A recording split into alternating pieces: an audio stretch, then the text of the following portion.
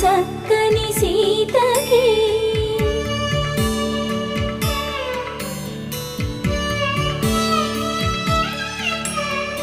ఎర్ర జాబిలి చేయి రాముడేడని అడుగుతుంటే చూడలేదని పెదవి చెప్పే చెప్పలేమని కనులు చెప్పే నల్ల పూసైన